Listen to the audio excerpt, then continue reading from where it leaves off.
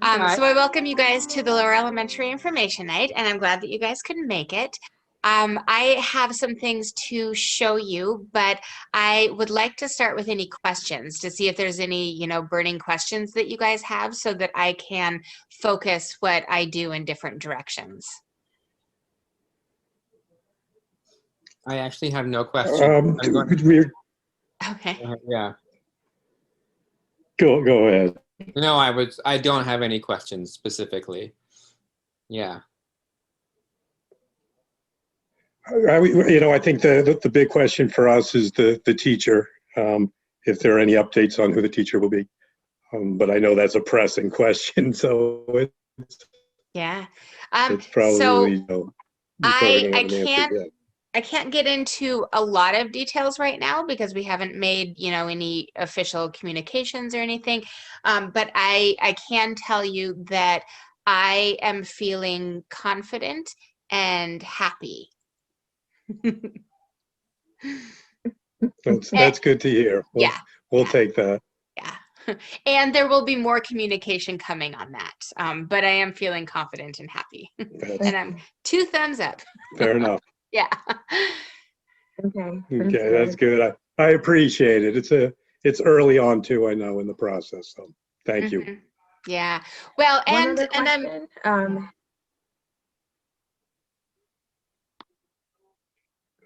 did you say you had a question? Yes. When you talk, you'll be talking about, I guess, the program, the curriculum and such. And I know that the program runs on a 3-year cycle, right? First, second, third, then there's another 4, 5, 6. Is that right? Yes. My question has to do with, what effect any is there of interrupting that cycle? So, for example, first, second, third, child leaving in second, 4, 5, 6, child leaving in the 5th grade. Is there something is the program comprehensive as a whole and you're sort of missing something by not completing the cycle, or does each year end, a complete experience? Does that make a sense, what I'm wondering about? Yeah. And I would say both things are true. So each year is a complete year. There's the, first grade, second grade, third grade.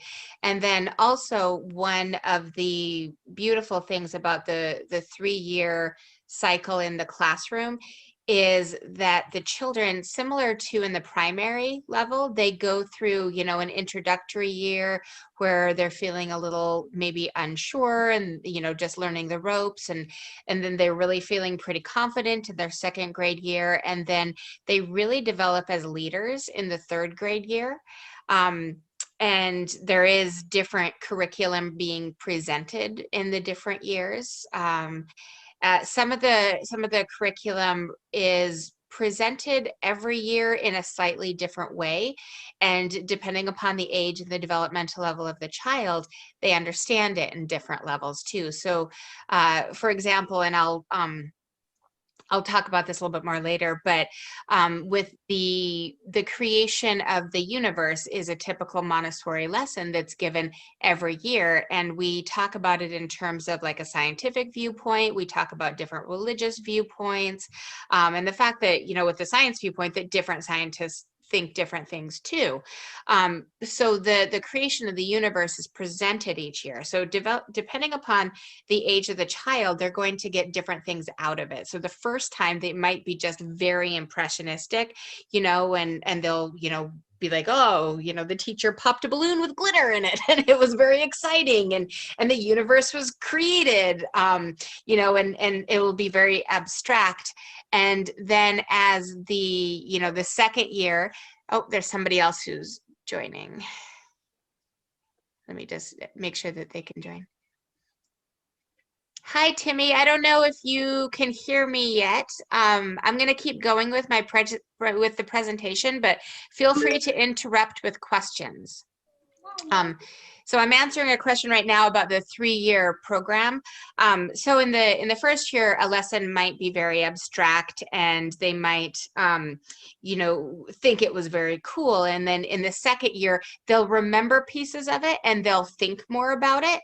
And then in the 3rd grade year, you know, they'll remember it, they'll think more about it, and then they'll make more connections to other aspects of their life too.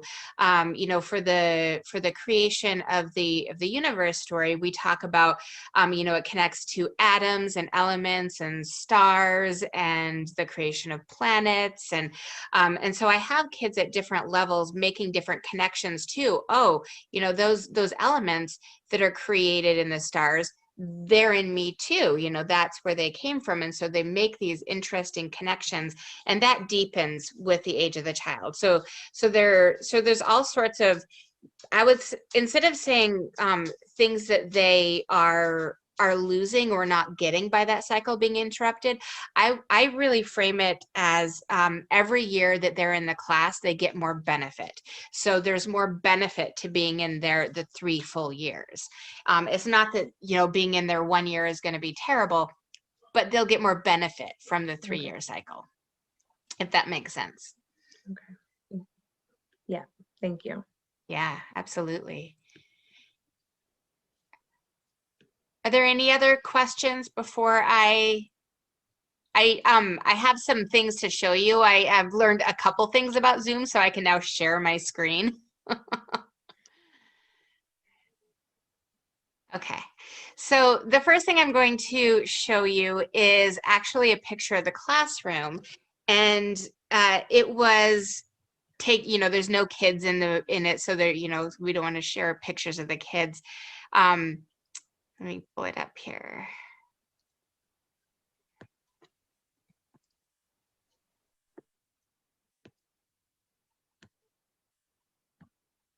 All right, so the first thing I'm going to show you is a picture of the classroom, and you'll notice that it is similar to the primary classroom. And if you guys were all able to come in person, then you could walk around and look at things, and you'll notice that similar to the primary classroom, there's different spots to sit. The children have freedom of movement. You know, they can pick who to sit with, where to sit. With their friends, if they want to sit at a 1-person table, at a mat, on the floor. I notice as the kids get older that they tend to move further away from wanting to use mats, that they want to use tables more often. But we offer all of the different arrangements, and it's a little hard to see because it blends in. You know, we have like a small sitting table, and the children have that freedom of choice, just like in the primary. It comes with the responsibility of being safe, kind, respectful, and being a learner. So moving into the lower elementary classroom, we talk a lot about what it means to be a learner, how we go through all of, you know, the learning activities, and what we're really doing is we're building our brain.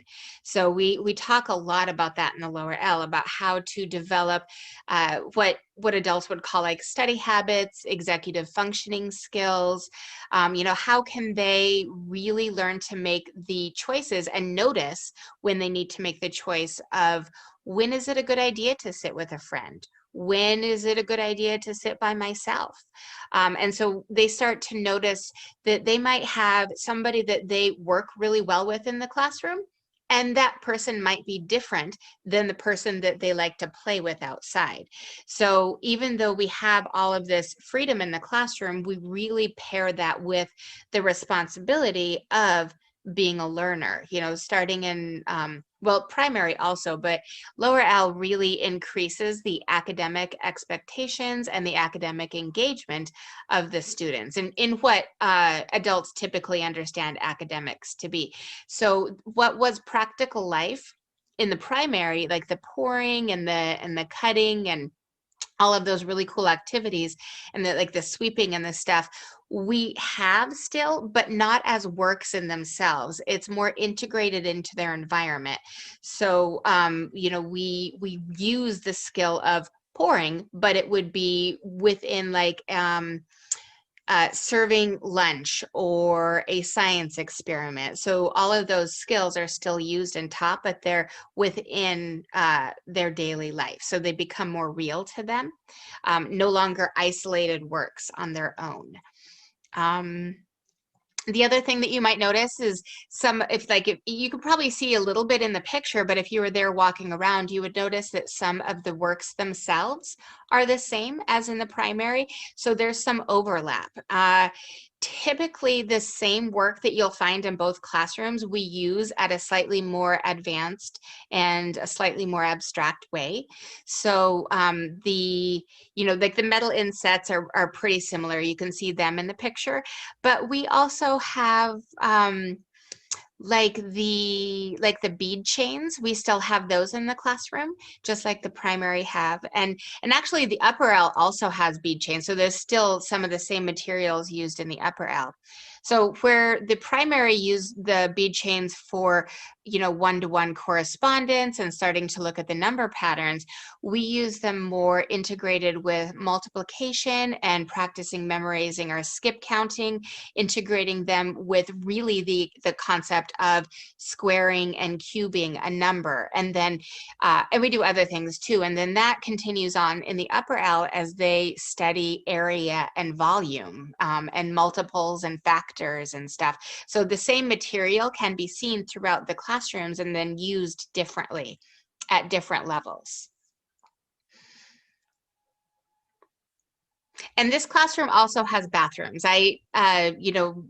Not every school gets to have bathrooms in every classroom, and so I feel very happy that we have that. I know that it's something that sometimes adults don't think of a lot, but the kids in lower L are still pretty little, especially when they're in first, second grade, and learning to listen to their bodies and to take care of their personal needs is something that's really important.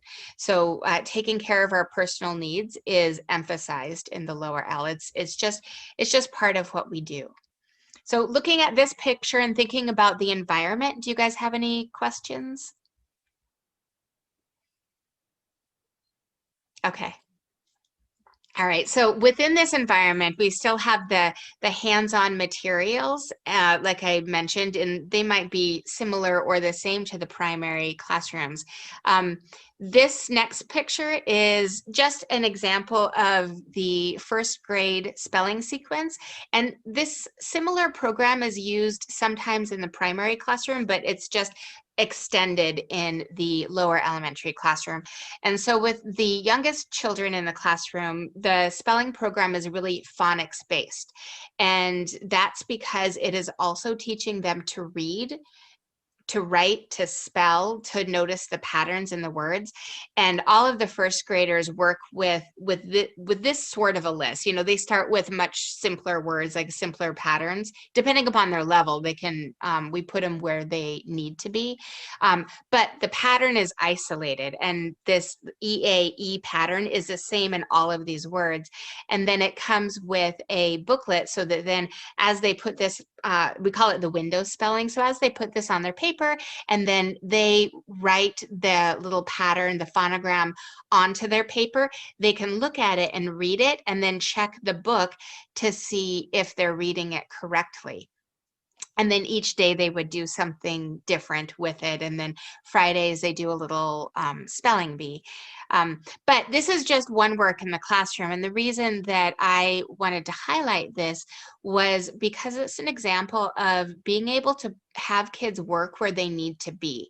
So that's something that parents are sometimes wondering about is, how will my child be where they need to be? If they're reading at an advanced level, or they need extra work with their math, or whatever it is, we can customize the curriculum to their needs. So with the spelling program, yes, they're all working on it, but they're all working on words that are appropriate for them.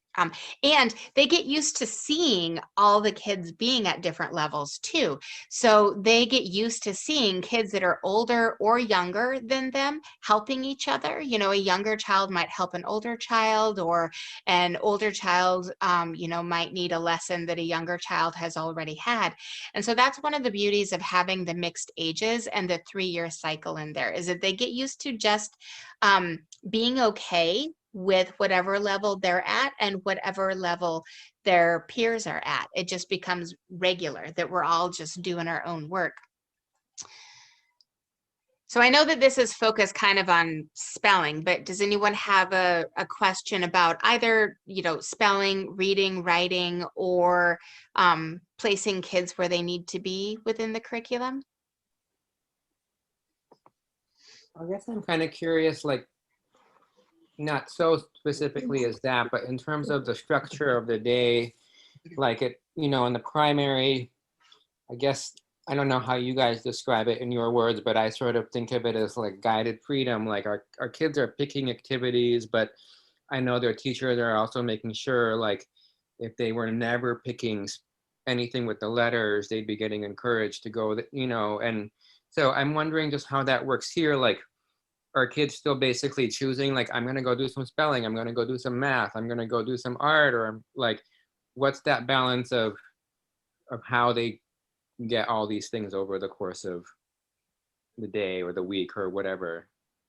That's coming up next. Okay. Yeah, that's a great Sure. question, because it looks very different than traditional school. Yeah. And when you look at, so if you picture this classroom full of kids all doing different things and walking around, it can be really hard for the adult to see the order within what's going on. And by order, I mean organization. So to see the organization.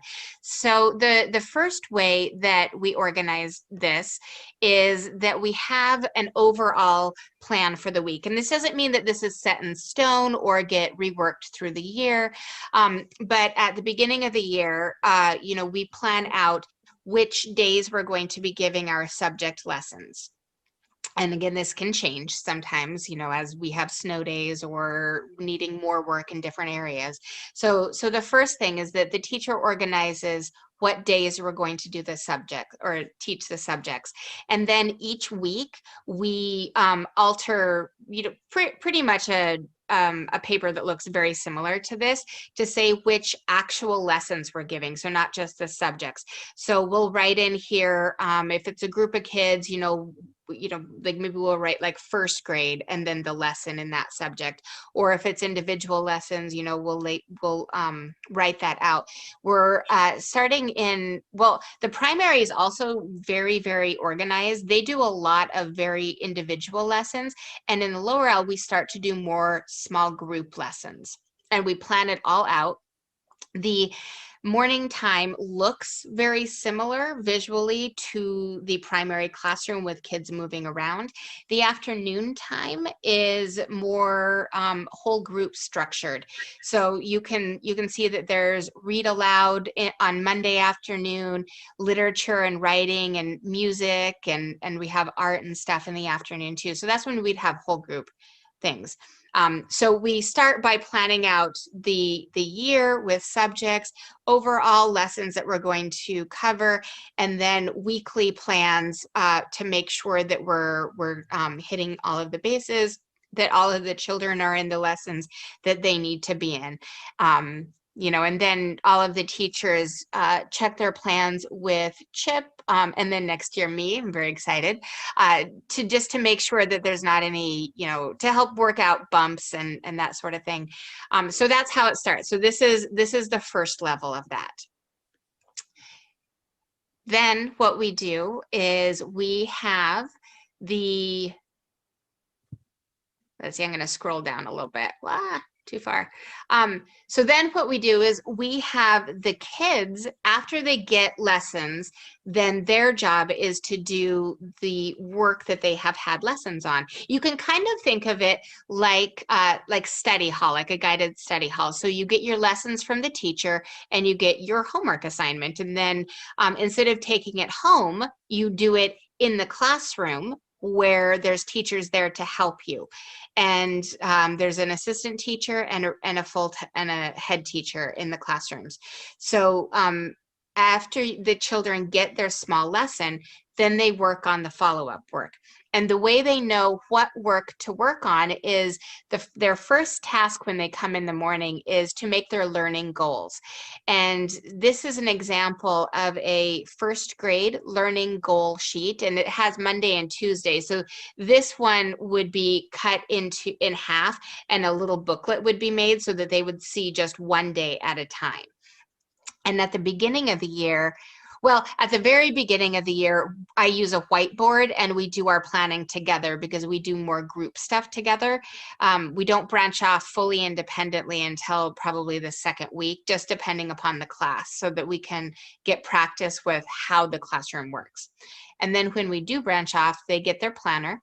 And at the beginning of the year, it's written in there for them. So the blue area is math, the red area is science, we call it cultural in Montessori, and the yellow area is the language activities. And so I would have written in a math work, a science work, and a language work, and in addition to the spelling. So they do spelling every day, and then so they would do another one also. And then what they do after they get the ones that I wrote in done is that then they go through and they see what choices they want to make. And so then they choose more choices if they have time. If they're new to Montessori, then or in first grade, new to the year, then what I write in might be all they have time for that day, because they're also, working on independence skills and figuring out where is the work, how to get the work out, how to ask for help for the work. So there's lots of skills that they're working on around the actual works. So then after we practice for a couple of months where I am writing the works in for them, what we do is we start to offer them more choices, and we have guided lessons where I say, okay, well, you guys pick your math, your science, your language, in addition to your spelling for the day. And so we do that together. And I help them, spell the words, because starting in lower L, they start to want to spell words correctly. So I help them spell the words. This one, this first one up here is a first grade planner that is a little bit more advanced because they can see all of the days of the week on it. Depending upon the child, they might be ready for this, or they might want to stick with the one where they just see one day at a time. So they would plan their learning goals with a teacher. A teacher would say, okay, that looks good, go to it. Or I'd like you to do this a little bit, or, why don't you do this first? So in the beginning, we really help them make those learning goals. And I have most of the first graders right now are choosing this planner that you see in front of you, and they come in the morning and they plan at least one thing from each section, but most of them are planning, I probably like 5 to 7 learning goals in the morning, depending upon how long they take, they might do more or less than that. But most of I would say I only have a couple of first graders right now that need help with the planning piece. They always get their planner checked by a teacher. And the reason that we do that, it touches on what you were talking about, that if they can't just choose not to do their math. They still have to do their math. They can't just choose not to do their spelling or their reading practice, but they can choose when in the day they want to do it. And we can sit with them if they're having trouble. Most of the time when children are wanting to avoid a work, it's usually because they're having trouble with it. And so that's one of the indicators, one of the indicators that we use to say, oh, okay, they need a little bit more support. And that's okay. We can give that to them. So the second graders, let me go up to the second grade. one. Oh, I don't have an example of so the second grade one looks very similar to this. It often doesn't have the pictures. So the pictures are there to help the children who are at that stage of learning to read or pre-reading. And it also just reminds them what that work is too, because we use words like history, geography, botany, biology, you know, so we use the vocabulary of learning so that they can start to learn that. So the third graders, let me click on.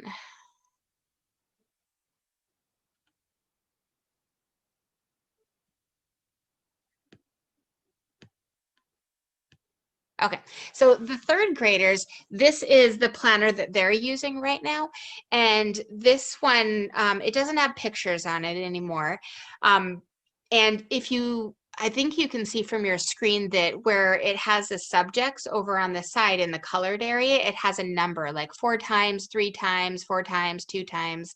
So what that is to guide them in how many times per week to plan that. So the third graders are coming in the morning and they're planning out their week of learning goals. And we help them understand that it can shift around during the week. This isn't something that's set in stone. It's here to help them learn how to structure and organize their day, how to keep track of their follow-up work from the lessons, and to make sure that they are getting all of the different subject areas. So with the third graders, we really start to have them examine their own thinking, their own planning, and they can see by looking back. So by the time they get to Wednesday, you know, they can see, you know, if they've forgotten to do something, and then they can move it, you know, and it's sort of like they see their week fill up as they do their work, and they can monitor their own progress. That being said, we also monitor it. So this isn't something that's just, you know, we throw at them and then they take and they do by themselves. You know, this is something that we do together with them. And because the third graders are planning their week, what happens is the first and the second graders see that, and they start planning their week or planning a couple days at a time, you know, and they see it as, you know, a fun big kid activity. So they start doing it on their own, which is really a neat thing to see, that they're taking this initiative and following really cool examples in the classroom. So the other thing to notice is that on the third grade planner down at the bottom, it says adult checked. And the reason we have that in there is just so to remind them that, that this is a piece that we're looking at too. And because they're planning their whole week, it really is a work in itself, you know, to think about what they need to do, what their requirements are, and then to plan that out for a whole week is pretty amazing for a third grader. What I have seen, because they do this in the other levels too. So in the upper elementary, they continue working on planning, and then in the middle school, they continue working on planning and organizing their work. And then what I've seen is that the children who then graduate and move on, they have these built-in skills of organizing their life, so that when they get to high school and they get to college, that it's not the first time they're expected to keep track of their work and to keep track of their progress. You know, my son is in high school now, and I see him making little planners on little pieces of paper with little boxes to check off, just like on here. And it's really neat to see, you know, the kids taking these initiatives, and it's because, you know, it becomes part of them. Whether or not planning their goals in the morning is their favorite thing in the world, it's a really useful thing. It's a life skill. So this kind of represents what might be considered practical life, you know, that continuation from the primary, is that we're really looking at life skills here. Okay, I'm going to pause there. What questions do you guys have? Hi, Greg and I had a question a little bit earlier about testing. I think it's probably still appropriate to ask now, maybe? You can ask anything you want. Okay. I don't know much about, standardized testing in Maine, and I guess I wonder about what age those requirements come into play, and then how the curriculum maps onto, test taking skills and completing those kinds of expectations for the students. Mhm.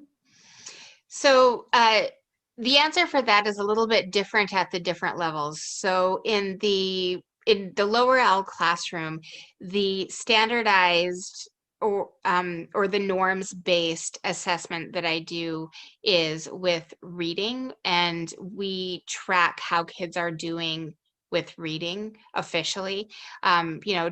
Just to check in with them. The math at the lower L level is more difficult standardized test wise to track because it is materials based, it's hands on. And so when you take a kid who's using a material and then you throw just a paper at them, it can feel disconcerting, or maybe they don't understand the format that it's being presented in because they're used to working with a material. Even though all the research says use materials when you're younger and it will help you when you're older, it just doesn't translate as well to the standardized testing. However, as the kids get older, it is, they move away from the materials because they're at a level where they can be more abstract, and because they've had the materials, they understand things better. So what we're finding is that the children who in our middle school program who are learning to take assessments, they do a lot of our middle school program. Just a quick thing about that is really this awesome bridge between Montessori and public high school. They do, they do test taking, they do homework, they do all of that, and they are also out there, in the greenhouse gardening and planting their crops and doing hands-on lessons and going on field trips and stuff. So and doing Socratic circles and group problem solving. So it's still really cool Montessori stuff integrated with stuff they're going to need for high school.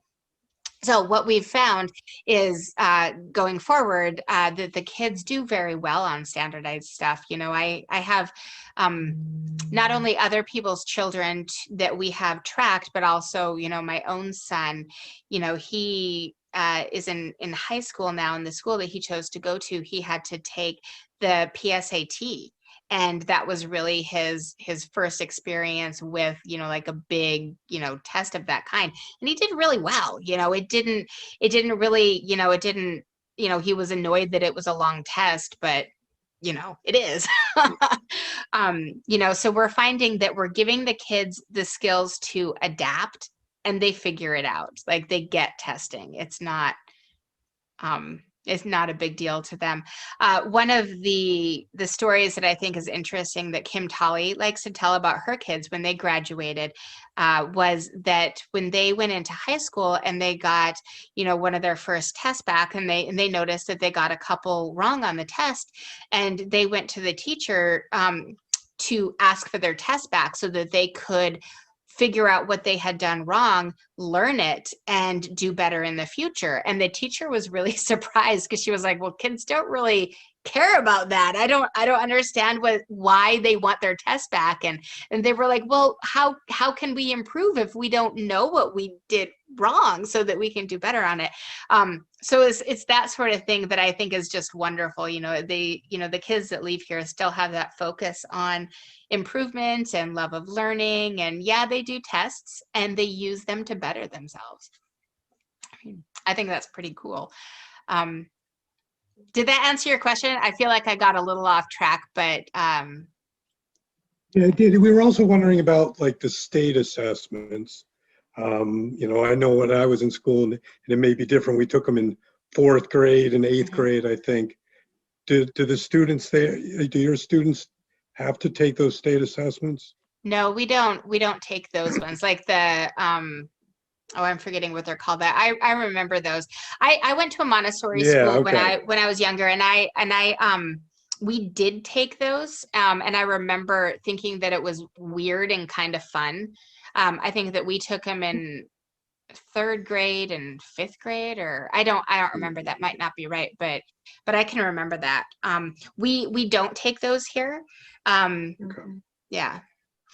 So with thinking about like the curriculum and stuff, it's been connected to standards so many different times and different ways, and it's been found to meet and exceed the the standard curriculum every time, which I found really helpful.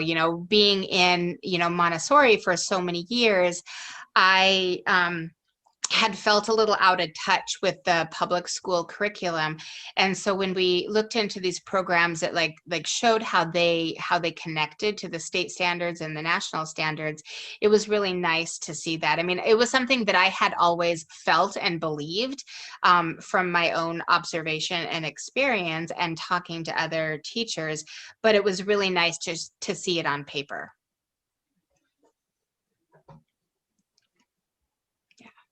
Can I ask this one kind of clarifying point while we're talking about testing still? Mhm. You mentioned that by high school or even by middle school that, kids sort of figure it out, in terms of test taking skills or test taking abilities. So back to my earlier question about kind of the interruption, so not completing the cycle. So if a kid does in Montessori prior to the middle school years, will they still kind of figure it out, or will they have that kind of disoriented feeling you were talking about before because they haven't had a lot of experience with pen and paper kind of tests? What happens to the kid who might shift earlier? Well, every kid is going to be different. So we can't say every kid will always, because they're all individuals. Most kids that I I'm have, more for generalities, not Yeah. specifics. Sorry, I didn't mean to say that. No, yeah, that's fine. So most of the time what I've seen is that kids adapt to their environment. Transitions are tricky, right? So if a kid transitions to Montessori, it takes a while for them to understand the work expectations. It takes a while for them to understand freedom within limits. It takes a while for them to understand that they have a voice in the classroom, and that they have even freedom of movement is something that I've noticed it takes a while for kids to understand. And advocating for themselves.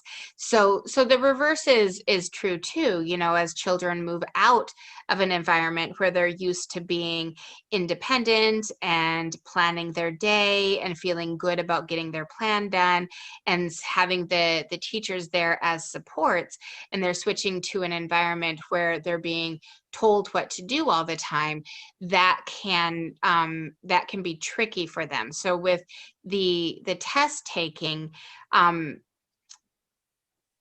don't think that there's anything specific with test taking, except it might be a weird experience from the perspective of a focus on progress and doing your best, and everybody's at their own level, to one where they're being evaluated, and sometimes evaluated and compared against their peers, because that's something that we try not to do. Kids naturally kind of look for their place in a group, but we try not to compare them to their peers. One person is not a good student and one person is a bad student. That's not how we do it, or grades or that sort of thing, because it's been found detrimental to their own development.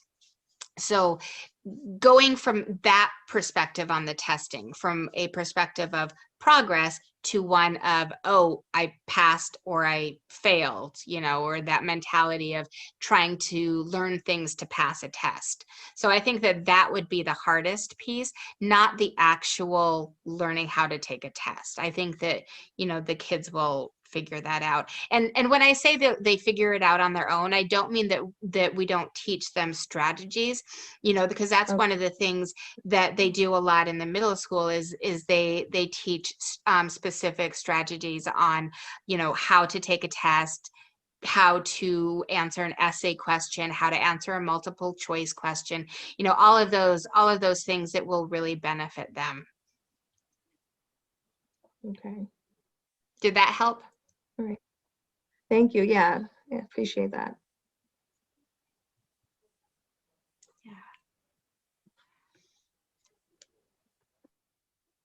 So I wanted to share a memory that I had of my Montessori experience. I went to a Montessori school, as I've mentioned a couple of times now, and my Montessori was from primary through 6th grade, and then it did not go past that. Otherwise, I probably would have been in it. But I transitioned to public school in 7th grade, and when I got into 7th grade, you know, I felt very, I guess, like old and mature, and, you know, because you kind of, I guess, you know, grass is always greener, right? So I was like, oh, the public school with the big kids and the cool kids, and having homework will be really cool. What I found was the transition was fairly easy. In the math classes especially, I found that I understood what the teachers were talking about, and I got placed in advanced math classes, and I found that I was able to visualize what the concepts that the teacher was talking about. And I caught on very quickly, and I was able to move through the math sequence at my you know, all the way through high school. I was in the advanced math classes, and what I found that I didn't even realize at the time, I didn't actually realize until I was an adult, and after I got my public school teaching certification, and then I went back and I got my Montessori school certification, and I happened to be the old Montessori school that I was at had grown a lot, and they were now also a training center. So I took my training there, which was kind of neat to have my old teachers again, because some of them were still there. But what I found, what surprised me, which I don't know why it did, it shouldn't have, but the math materials, I hadn't been necessarily visualizing what the teacher in the public school was talking about. I had actually been remembering the math materials from my own Montessori experience, which I thought was just super fascinating. When I went back for training, I was like, this is what I was picturing. Which was just, it was really fun for me to experience. And so now when the kids are working in the classroom with the materials, I know that what they're doing is they are creating images and pictures in their minds that they will take with them into the future, and that will benefit them well beyond Montessori, even if they don't actually like know that they're remembering them at the time. So I just wanted to share that with you, because it was such a special time for me when I realized that that was what was going on for me. And I don't know why I was surprised, you know, because like if you read the research, that's what it says. But having that experience myself was fun and interesting.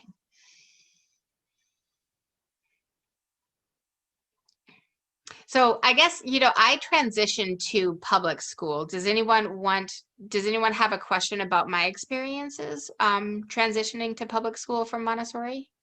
And I didn't have the benefit of having a very cool middle school program that would help me. I wish that I had. That would have been neat.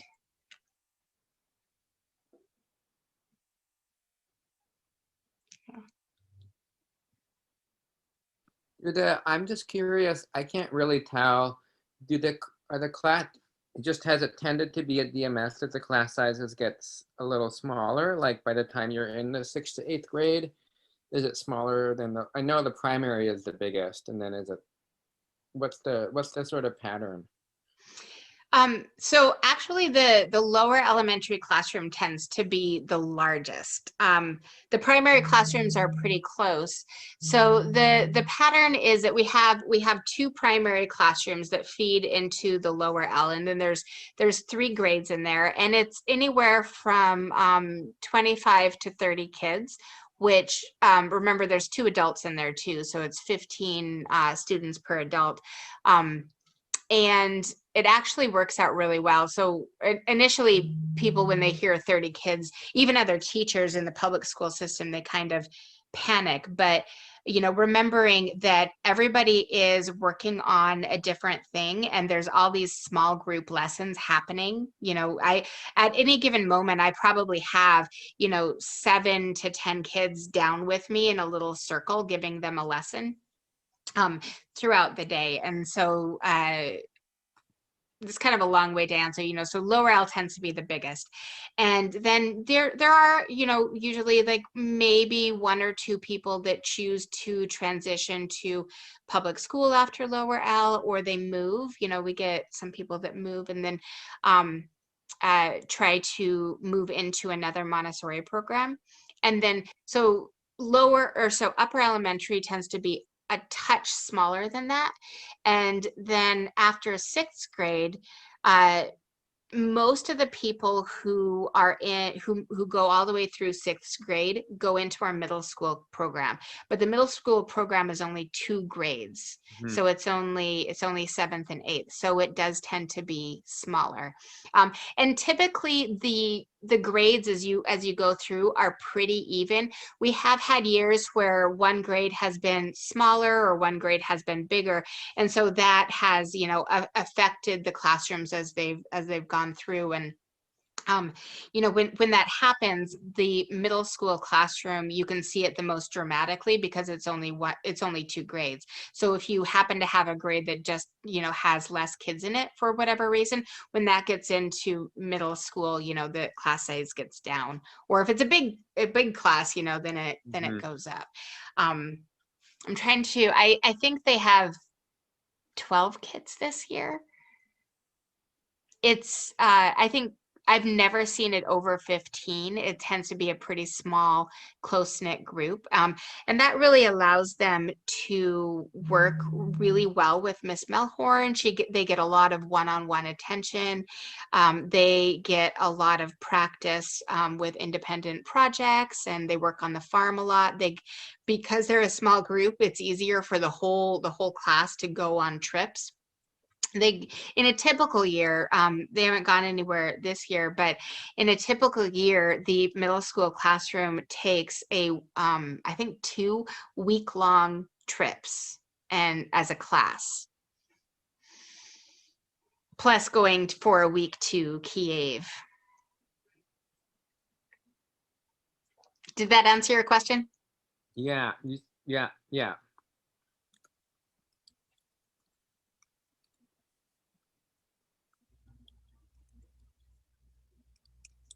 So something that some people don't know about our school is that starting in the lower elementary, we integrate Latin with our curriculum. So in the lower L, it looks a lot like looking at vocabulary and word meaning, word roots, scientific names for different animals, plants, periods of the Earth's history. There's a lot of Latin within the science language. In the upper elementary, they have a Latin curriculum with a Latin book, and they start looking at translating passages and a little bit speaking in it, but looking at the history and the culture of the Latin people, Roman, not Central American Latin, but looking at like the Roman culture and about where Latin came from. And then in the middle school, there is a Latin instructor.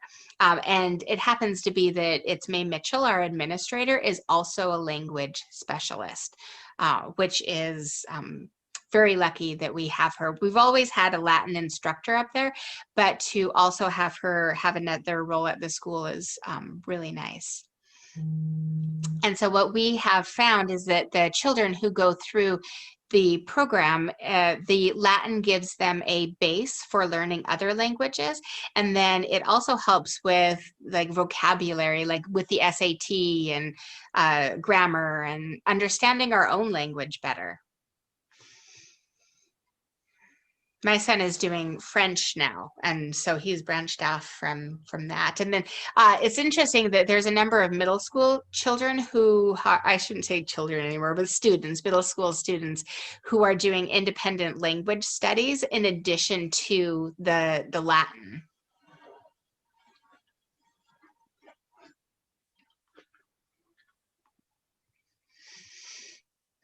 What does that mean, independent language study? Like they just choose a language and they will study it by themselves? Yeah, there's a couple of them that are. So some of them are choosing to do outside of school classes, but then there's a couple of them that have gotten together to, I'm thinking of two girls in particular, to support each other in learning German. And then they've started an after-school German club. So there's a lot of room for kids to follow their own interests in addition to the curriculum. So that's just one example of that. You know, in the lower L, we have, you know, like we have the curriculum, but if students have a personal interest, they are welcome to follow it and to study it in addition to the regular lessons.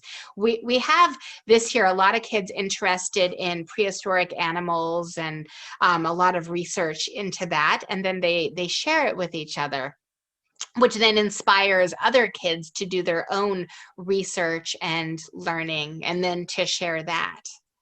I like this research that Tommy comes home and he has forgotten to do some research. And today she told me, Mommy, I can't help you tomorrow. I really need to concentrate on my new research. And I said, okay, okay. Yeah, it becomes very important to them. The other thing that in the lower L is just kind of a theme of the age is writing stories, is that they tend to get really into writing stories. And I see a lot of collaborative writing happening, whether it's research, like nonfiction research, or just writing a narrative, creative writing story that they get together and they might help each other write it, or they might each write their own story and include each other's characters in it. It's very fun. And then we share it. There's a lot of work sharing that happens in the lower L. Oh, that is so nice. I'm just so sad that we have to leave, you know, and I did look into the Montessori in Budapest, but I'm still not sure, you know. I'm looking into the Waldorf schools, which also seem very like similar to Montessori. Yeah, they are. You know, there's some differences, of course, because you know they're different type, but they also have a deep respect of the child, and I think that you know that core philosophy of respect and honor for the individual child is something that's so special, and it is in Montessori and it is in Waldorf. Waldorf also has a really lovely music tradition that you guys might like too. There's lots of singing that happens. Yes, that's one of the components that really grabbed my attention. And of course, the fact that they don't, you know, they don't have grades, and they will try to meet everyone where they are. And that's important because it's going to be in Hungarian, and my children won't be reading and writing in Hungarian yet. So it to me is so crucial that it's either Waldorf or Montessori. Yeah, that's a hard choice. I looked into both after I became public school certified to teach. I looked into both, and for me, I found that my heart was in Montessori. You know, but you might find that you like Waldorf better or just the same. Just, you know, do your research, and there's probably lots of videos and things out there that compare the two. I would, if you're going to do that, look at from both perspectives, because I would imagine that if it's a Waldorf perspective that's comparing the two, it would favor Waldorf. And if it's a Montessori perspective comparing the two, it would favor Montessori. So it's good to look at both of those. I always like to get lots of perspectives when I'm making big decisions. Okay, thank you. Just, you know, just for what it's worth, but we have friends that moved to Switzerland, and so their daughter just had to start going to school in German, and she was in both a Waldorf and a Montessori, and in both cases, I feel like she did fine, really. So she figured it out. She's learning German faster than her parents are.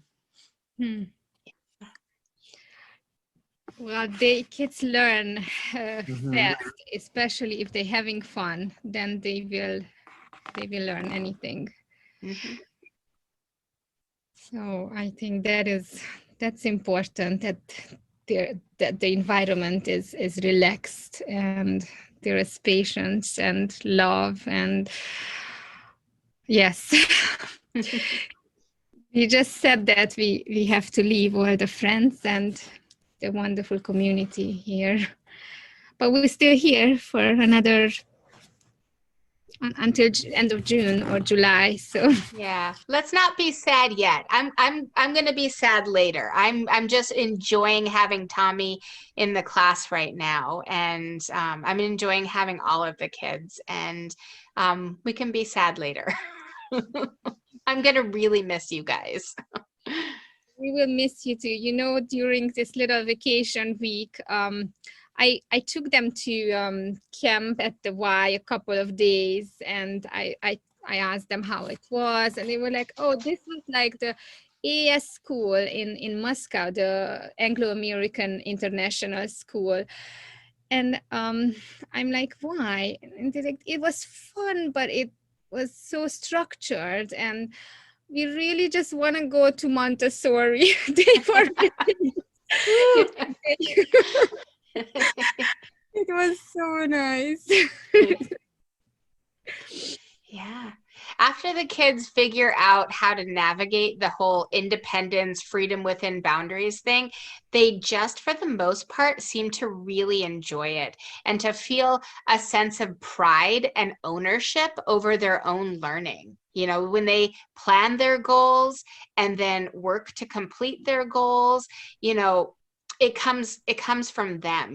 We guide them and we watch them and we help them and we give them lessons, but they start to take ownership of it, ownership of their own learning, which as a teacher in the classroom is just really wonderful to see.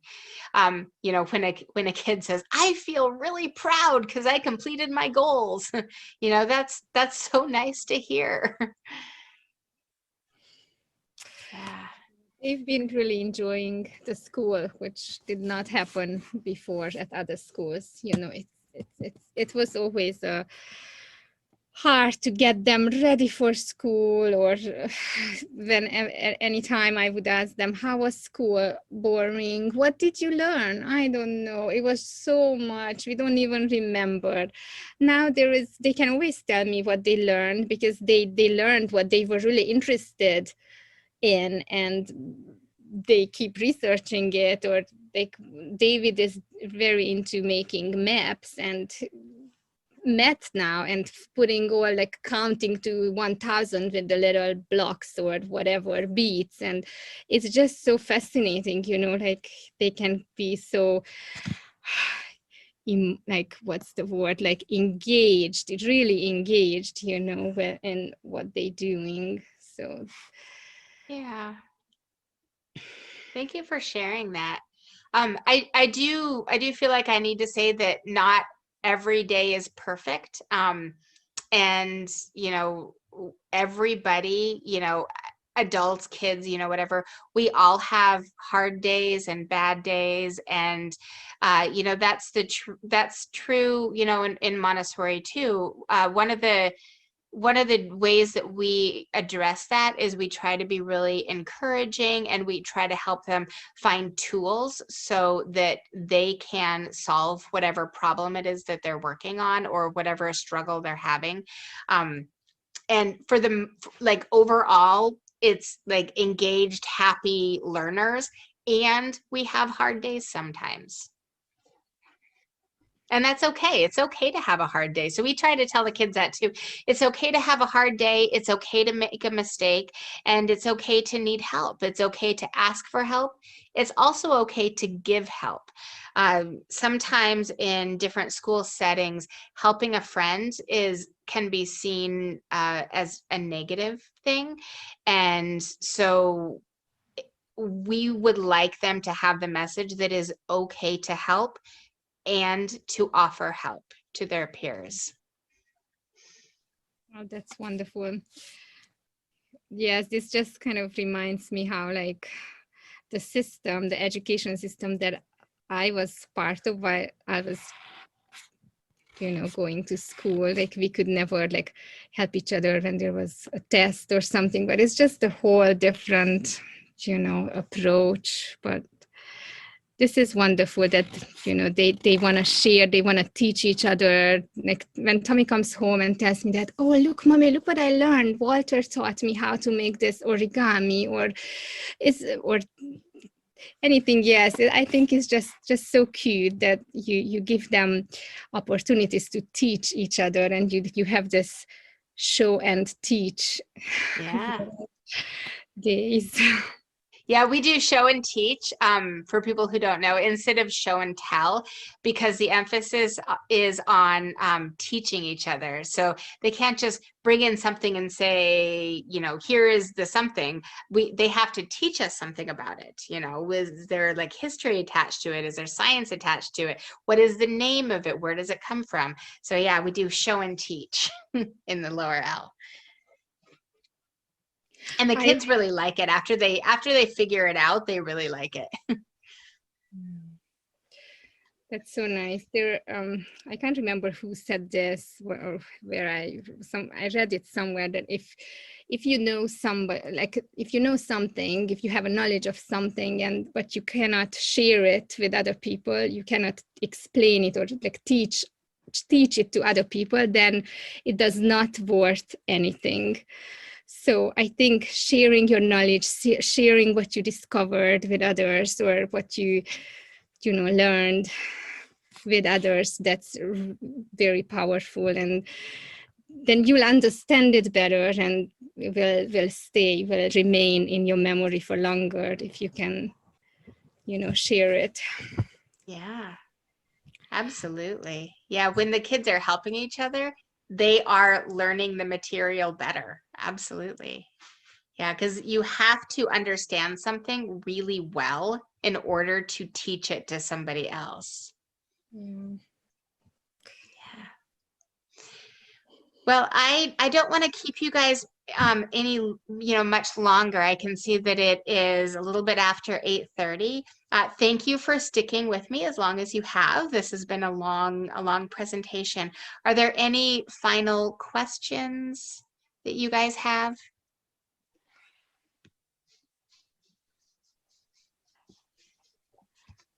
No, but thank you so much. This was very informative and very, very nice to get a little insight into the classroom and what they learn.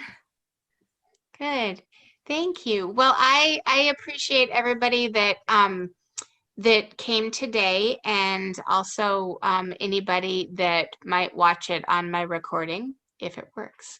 And what's that?